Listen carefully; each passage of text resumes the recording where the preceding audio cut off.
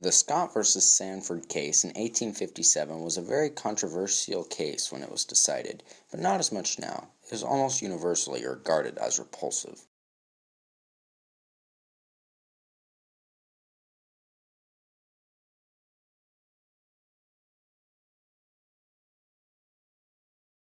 Scott versus Sanford was a decision to find if slaves could be brought to free states and remain slaves. It ended with the majority of the justices saying that he was still a slave and, as he was not a citizen, could not sue as a citizen could. This meant that there was no longer such thing as a free state in most people's eyes. Therefore, the end result was that Scott was returned to slavery, and the Supreme Court could not judge the case. This raises some extreme red flags to anyone who has studied the Supreme Court and its cases for any length of time. The court cannot both pass judgment and declare it cannot pass judgment.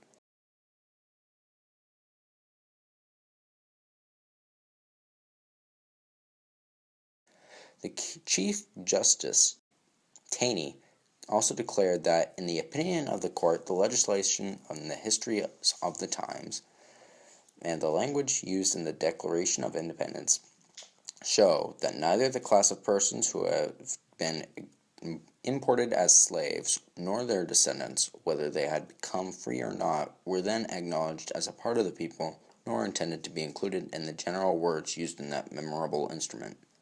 They had for more than a century before been regarded as beings of an inferior order, and altogether unfit to associate with the white race, either in social or political relations, and so far inferior that they had no rights which the white man was bound to respect, and that the Negro might justly and lawfully be reduced to slavery for his benefit.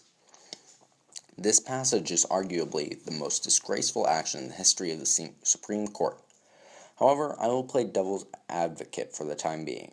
Never once does Taney say he agrees with the opinion of the court, or even says he had come up with the opinion.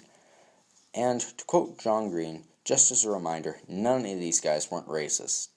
Almost everyone viewed blacks as inferior in one way or another, and they most certainly were not equal in politics or in any other way.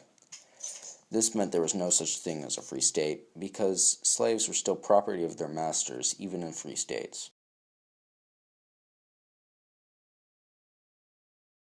I hope this was entertaining and understandable, and I also hoped you enjoyed watching. Thank you.